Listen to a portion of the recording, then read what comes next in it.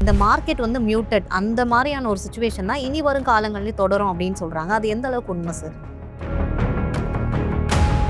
சில செக்டார்ஸ் இப்போ ஸ்ட்ராங்காக இருக்கும்.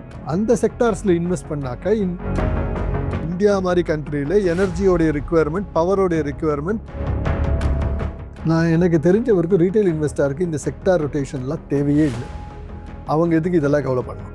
அவங்கள பொறுத்த மட்டும்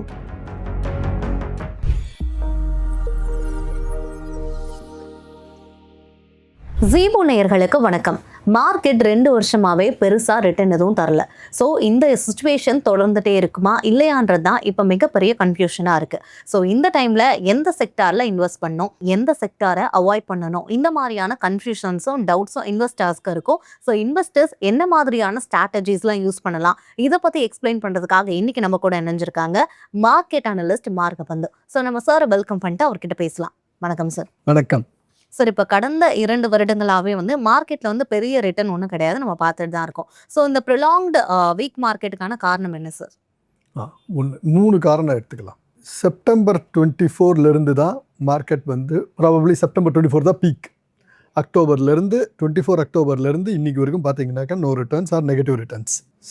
அக்டோபர் 1 2024 போது பார்த்தீங்கன்னா Indian market is a most expensive market in the world. Price earnings பிரகாரம் பார்த்தீங்கன்னாக்கா நிஃப்டி வந்து 24 PE, மிட் கேப் வந்து ஒரு 30 PE, ஸ்மால் கேப் 35-36 PE. இந்த மாதிரி ஒரு சூழ்நிலையில் அன்றைக்கி இருந்தது. இப்போ நேச்சுரலாகவே ஃபாரின் இன்ஸ்டிடியூஷனல் இன்வெஸ்டர்ஸ்க்கு அது ஒரு opportunity to exit.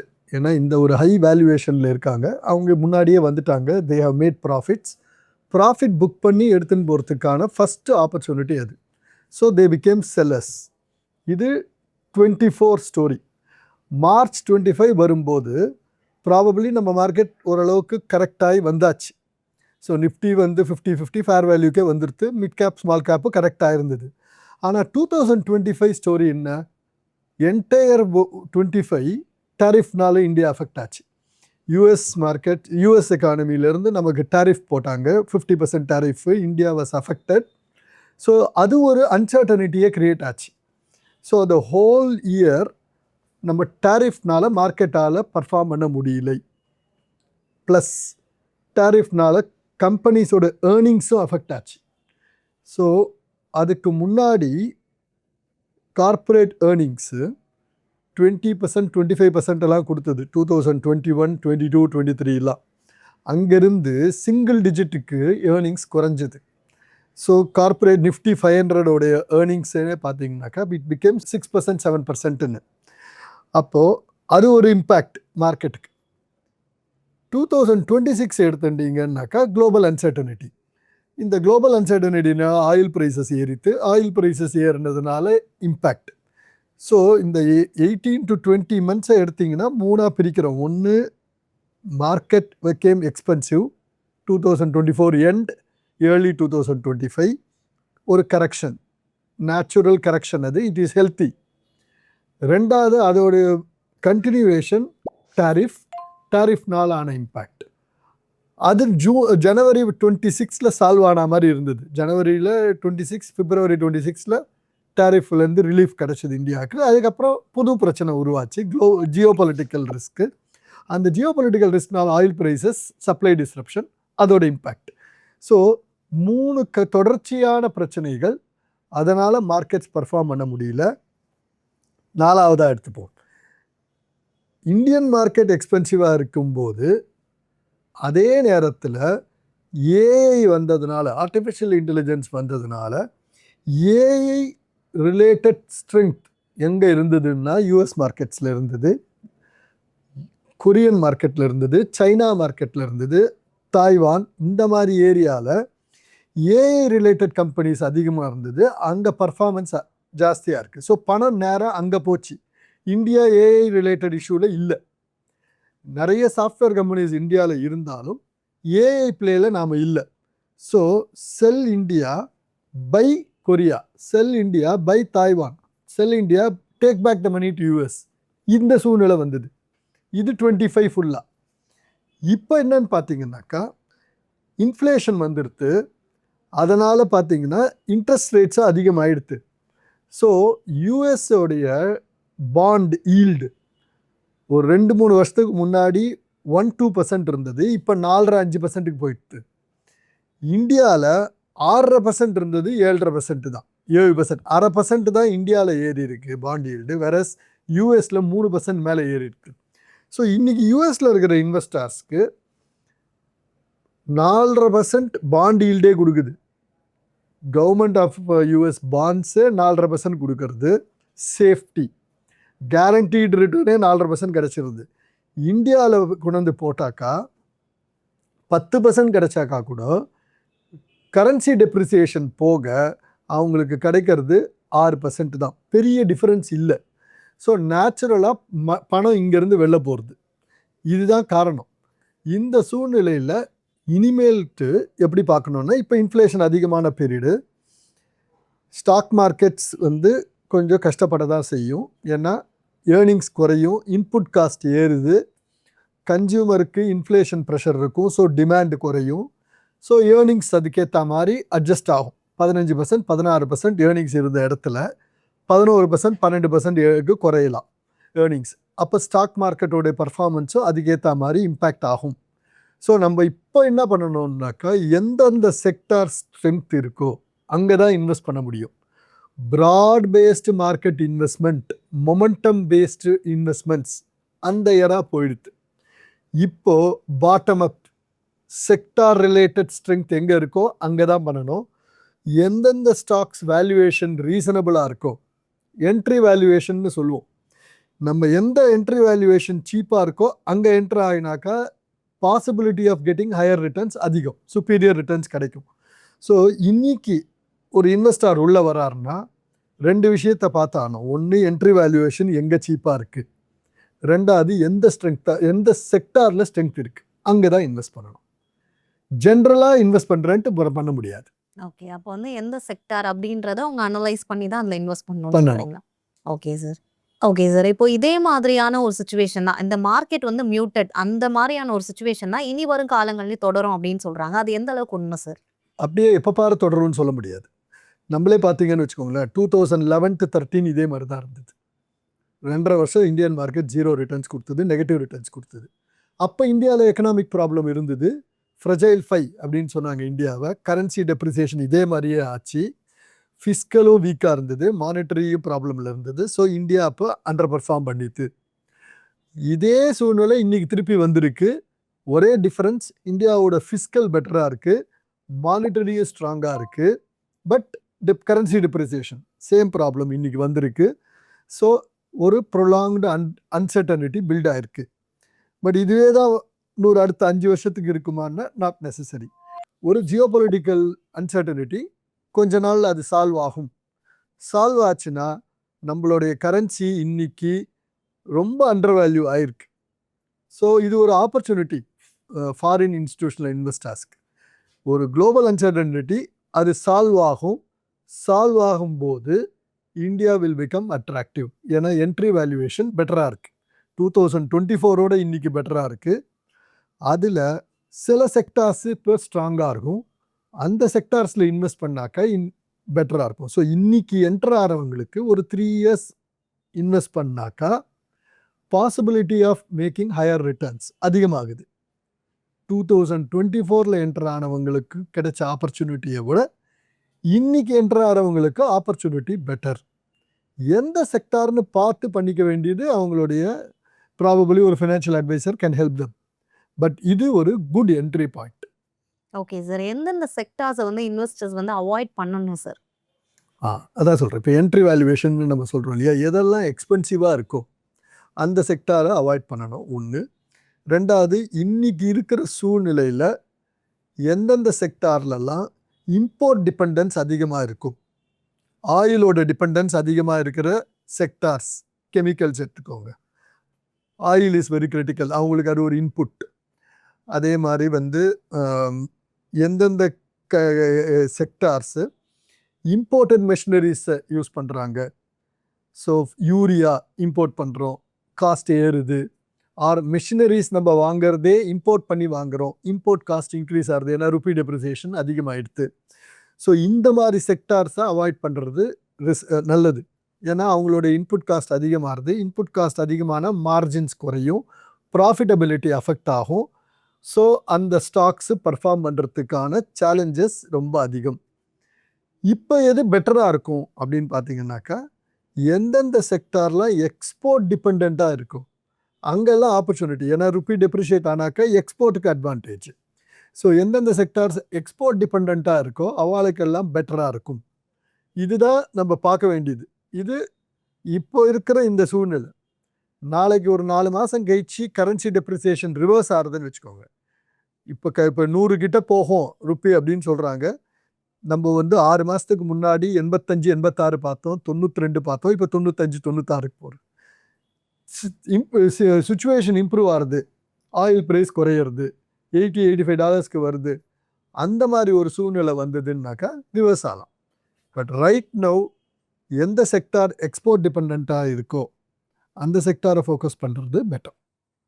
Okay sir. இப்போ வந்து எக்கனாமிக் ஸ்லோ டவுன் இருந்தால் கூட அந்த க்ரோத் பொட்டன்ஷியல் வந்து அதிகமாக இருக்கக்கூடிய அந்த செக்டார்ஸை எப்படி இன்வெஸ்டர்ஸ் வந்து ஐடென்டிஃபை பண்ணுறது சார்?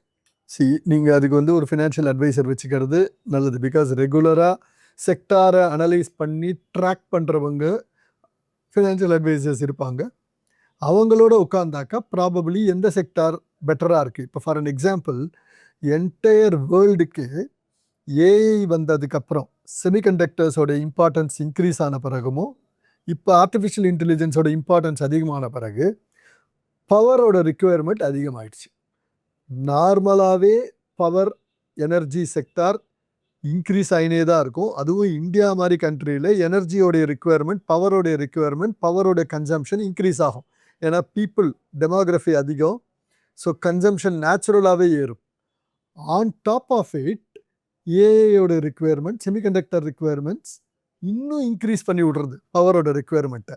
அப்போ entire power cycle becomes an advantage. ஏன்னா நாம் எனர்ஜியை இன்க்ரீஸ் பண்ணினே இருக்கணும். இப்போ நம்ம சோலார் செக்டார் சொல்கிறோம், லாஸ்ட் 5 வருஷமாகவே ஸ்ட்ராங்காக இருக்குது. இன்னுமுமே அது வந்து ஒரு சன்ரைஸ் செக்டார் தான். ஏன்னா இந்தியா வந்து கண்டினியூஸாக பவர் ஜென்ரேஷனை இன்க்ரீஸ் பண்ணிகிட்டே ஆகணும். ஸோ சோலாரோ இல்லைனா coal energy or nuclear energy, hydro sector, இந்த மாதிரி பவர் ஜெனரேஷனுக்கு தேவையான செக்டார் எல்லாமே ஒரு பாசிட்டிவான செக்டார் தான்.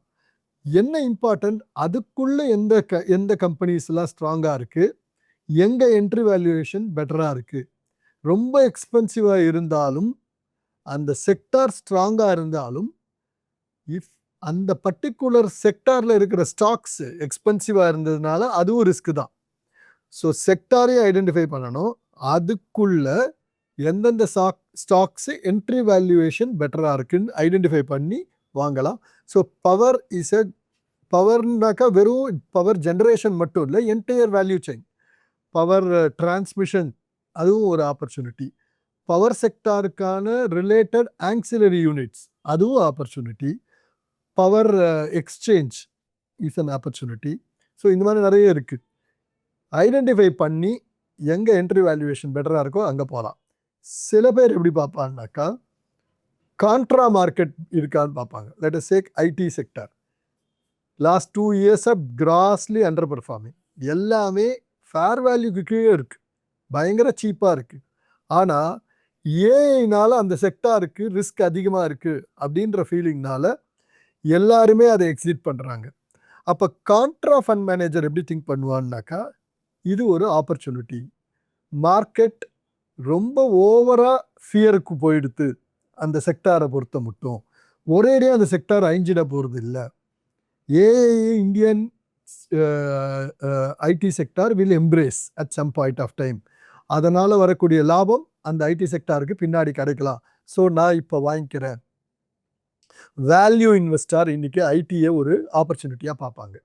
உடனே ரிட்டர்ன் வராமல் இருக்கலாம், பட் ஒரு 2 வருஷம் வச்சுட்டாக்கா ஓரளவுக்கு ஏஐயோடைய இம்பேக்ட் குறைஞ்சி இந்தியாவில் ஏஐ அப்ளிகேஷன் இன்க்ரீஸ் ஆகி அதனால் ஐடி செக்டார் பெனிஃபிட் ஆகும்போது I will make money. So IT செக்டாரை கான்ட்ரா காலாக எடுப்பாங்க. So growth sector power, IT sector is a value, ரெண்டையும் மிக்ஸ் பண்ணி நான் பண்ணிக்கிறேன். இப்படி சில பேர் பண்ணுவாங்க. These are all opportunities.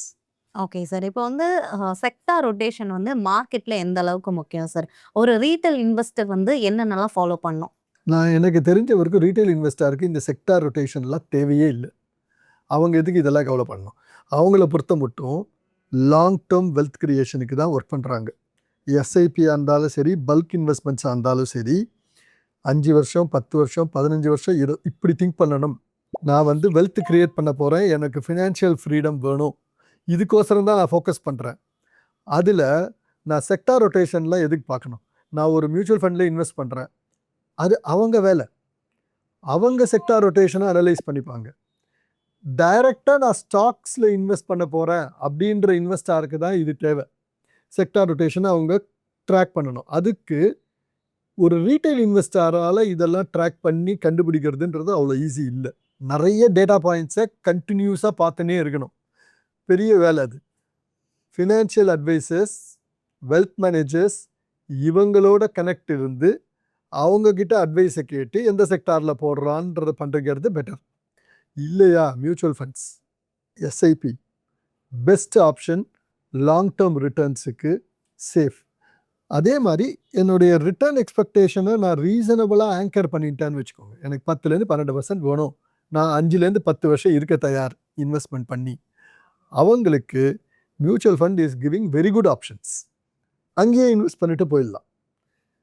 Informed stock மார்க்கெட்லேயே informed investors, நான் ஸ்டாக் அனலைஸ் பண்ணி என்னாலேயே ஸ்டாக்ஸ் வாங்க முடியும் அப்படின்னு நினைக்கிறவங்களுக்கு தான் இந்த செக்டார் ரொட்டேஷன் அனாலிட்டிக்ஸ்லாம் தேவைப்படுது. ரீட்டைல் இன்வெஸ்டர்ஸ்க்கு தேவை. இந்த மாதிரியான ஒரு பொருளாதாரத்துல வீக்கான சிச்சுவேஷன் இப்போ நம்ம ஃபேஸ் பண்ணிட்டு இருக்க இந்த டைம்ல எஃப்எம்சிஜி, ஃபார்மா, கன்சப்ஷன் இந்த மாதிரியான செக்டார்ஸ் வந்து எப்படி சார் இருக்கும்? அதை பத்தி சொல்லுங்க.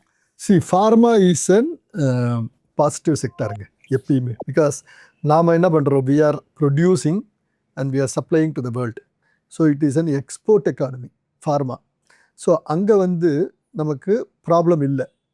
அந்த செக்டார் இஸ் பாசிட்டிவ். இன்னொன்று அது ஒரு டிஃபென்சிவ் செக்டார் வேறு. ஏன்னா எக்கனாமிக் சைக்கிள்ஸ்னால ஃபார்முலா அஃபெக்ட் ஆகாது.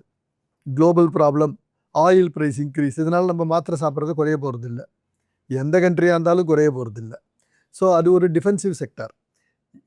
இன்எலாஸ்டிக் அப்படின்வாங்க. எந்த ஒரு ஸ்லோடவுன்னாலையும் அஃபெக்ட் ஆகாத ஒரு செக்டார். அங்கே நாம் பார்க்க வேண்டியது பர்டிகுலராக ஸ்டாக்ஸு என்ட்ரி வேல்யூவேஷன் சீப்பாக இருந்தாக்கா வாங்கிக்கலாம். அதுக்குள்ளே நிறைய இருக்குது. திருப்பி அகெயின் ஃபார்மா இஸ் ட்ரிக்கி. ஏன்னா சிடிஎம்ஓ பிளே இருக்கா, எங்கே நான் எந்த இடத்துல ஆப்பர்ச்சுனிட்டி இருக்குது, பயாலஜிக்கல்ஸில் ஆப்பர்ச்சுனிட்டி இருக்கா, ஆர் கார்டியாலஜி ஏரியாவில் ஆப்பர்ச்சுனிட்டி இருக்கா, இல்லைன்னாக்கா வந்து உங்களுக்கு இந்த கேன்சர் ரிலேட்டட் அங்கே மேனுஃபேக்சரிங், அங்கே ரிசர்ச்சு, இந்த மாதிரி விதின் த செக்டார் எங்கே வந்து இன்வெஸ்ட்மெண்ட்ஸ் அதிகமாக ஆகுது, எங்கே ஃபார்முலேஷன்ஸ் அதிகமாக இருக்குது, எங்கே பேட்டன்ட் கிரியேஷன்ஸ் அதிகமாக இருக்குது, இதெல்லாம் பார்த்து பண்ணணும். So you need an advisor. Within the formula within the pharma ஜெனரிக்ஸில் பண்ணுறோமா இல்லை ஸ்பெஷாலிட்டியில் பண்ண போகிறோமா, எங்கே பண்ண போகிறோன்றது மட்டும் யூ நீட் அட்வைசர். பட் ஜென்ரலாக செக்டார் வைஸ் பார்க்கும்போது இட்ஸ் பாசிட்டிவ். நெக்ஸ்ட்டு எஃப்எம்சிஜி எப்பயுமே இன்ஃப்ளேஷன் இருக்கிற ஒரு சூழ்நிலையில் இட் இஸ் பாசிட்டிவ். ஏன்னா கம்பெனிஸ் என்ன பண்ணுவாங்கன்னாக்கா they will be able to pass on the price to the customer. So inflation ஏறித்துனாக்கா அவங்க ப்ரைஸை ஏற்றிடுவாங்க, தே வில் செல். பட் அதுலேயும் அகெயின் எங்கெல்லாம் மோட் பாசிட்டிவாக இருக்கோ, டியூரபிள் மோட் அப்படின்னு சொல்லுவாங்க, அவங்களுடைய ப்ராடக்டோடைய ஸ்பெஷாலிட்டி இஸ் சச் தட் அவங்க ப்ரைஸ் ஏற்றினாலும் மக்கள் வாங்குவாங்க. அந்த மாதிரி ஒரு விதின் த எஃப்எம்சிஜி செக்டார், அந்த மாதிரி ஒரு particular company where moat durability is there. அவங்க இன்க்ரீஸ்டு இன்ஃப்ளேஷன்லேயும் their margins will be same. they will be able to pass on the price increase to the customer. இது மாதிரி பார்த்து வாங்கணும். டிஃபென்சிவ் தான், ஆனால் அதுக்கோசரம் ஃபார்மாவில் இருக்கிற அட்வான்டேஜ் எஃப்எம்சிஜி இருக்கான்னு சொல்ல முடியாது. நிறைய எஃப்எம்சிஜி கம்பெனிஸ் லாஸ்ட் 2-3 இயர்ஸ் ரிட்டர்னே கொடுக்கல, அண்டர் பர்ஃபார்மன்ஸ் இருக்குது. இந்துஸ்தான் யூனிலீவரே அண்டர் பர்ஃபார்மன்ஸ் தான். ஐடிசி கூட பெருசாக பண்ண முடியல. ஸோ எங்கே மோர் டியூரபிலிட்டி இருக்குன்னு ஐடென்டிஃபை பண்ணி ப்ரைஸ் சென்சிட்டிவாக இருக்கிற செக்டார் அது இன்ஃப்ளேஷனை பாஸ் ஆன் பண்ண முடியுன்ற தெரிஞ்ச சில கம்பெனிஸ்குள்ள இது ஒரு opportunity to enter. So financial advisor அங்கே தேவை. கன்சம்ஷன் வரும்போது ரெண்டாக பிரியும். ஒன்று வந்து உங்களுடைய ரெகுலர் ரொட்டீன் எக்ஸ்பெண்டிச்சர்ஸ் இருக்கிற கன்சம்ஷன். அங்கே வந்து inflation will be sensitive. Price இன்க்ரீஸை people cannot take it. So அங்கே இம்பேக்ட் இருக்கும். ப்ரைஸ் இன்க்ரீஸ் ஆச்சுன்னா அந்த கம்பெனிஸால் பாஸ் ஆன் பண்ண முடியாது. So they will absorb the price. So அவங்க மார்ஜின்ஸ் குறையும் போது ப்ராஃபிட்டபிலிட்டி அஃபெக்ட் ஆகும். ஸோ அந்த பர்டிகுலர் விதின் த கன்சம்ஷன் அந்த பர்டிகுலர் செக்டார் அஃபெக்ட் ஆகும். அதே சிலதெல்லாம் இருக்குது லக்ஸரி, அங்கே வந்து தைரியமாக இப்போ for an example air condition கன்சம்ஷனில் தான் வருது. எலக்ட்ரிசிட்டி ப்ரைஸஸ் ஏறுது, யூனிட் காஸ்ட் ஏறுது, AC consumption will not get affected. ஏன்னா ப்ரீமியம் கஸ்டமர்ஸ் தான் அதை வாங்குறா, அவங்களுக்கு inflation is not an impact. So அந்த sector will do well. Premium K shaped எக்கானமின்னு சொல்லுவாங்க. ஒரு சிலதெல்லாம் கன்சம்ஷன்லேயே ப்ரீமியம் கன்சம்ஷனாக இருக்கும். அந்த ப்ரீமியம் கன்சம்ஷனில் இருக்கிற sectors will do well because they will be able to pass on the price to the customer. Customer will also be able to absorb the price increase. அந்த sectors will do well. Whereas where it is price sensitive, அந்த consumption sector will suffer. So we have to understand these things. Intricacy புரியணும். Financial advisor is a must. But ப்ராடாக பார்த்தீங்கன்னா pharma is positive, good companies are available, buying opportunity is there. எஃப்எம்சிஜிலையும் within that எங்கே premium இருக்கோ, எங்கே moat durability இருக்கோ அங்கே வாங்கிக்கலாம். கன்சம்ஷனில் premium is advantage. Okay sir, கண்டிப்பாக இப்போ வந்து மார்க்கெட்டில் வந்து பெருசாக ரிட்டர்ன் வந்து இல்லைனா கூட இந்த சுச்சுவேஷன் வந்து தொடர்ந்துட்டே இருக்காது, அது கண்டிப்பாக வந்து சேஞ்ச் ஆகும் அப்படின்னு சொல்லியிருக்கீங்க. அதோட வந்து இன்வெஸ்டர்ஸ் வந்து எந்த செக்டாரில் இன்வெஸ்ட் பண்ணணும், எந்த செக்டார்ஸை வந்து அவாய்ட் பண்ணணும் அப்படின்ற விஷயங்களையும் ஷேர் பண்ணியிருக்கீங்க. ரொம்ப ரொம்ப நன்றி சார். தேங்க்யூ. நேர்களே, சார் சொன்ன இந்த இன்ஃபர்மேஷன்ஸ் கண்டிப்பாக உங்களுக்கு யூஸ்ஃபுல்லாக இருந்திருக்கும் அப்படின்னு நாங்கள் நம்புகிறோம். இந்த வீடியோ உங்களுக்கு பிடிச்சிருந்துச்சுன்னா லைக் பண்ணுங்கள், உங்களோட ஃப்ரெண்ட்ஸ் அண்ட் ஃபேமிலிஸ்க்கு ஷேர் பண்ணுங்கள். உங்களுக்கு இருக்க டவுட்ஸை கமெண்ட் செக்ஷனில் மறக்காமல் கமெண்ட் பண்ணுங்கள். அதோட ஜீபூ சேனல்லையும் சப்ஸ்கிரைப் பண்ணிடுங்க.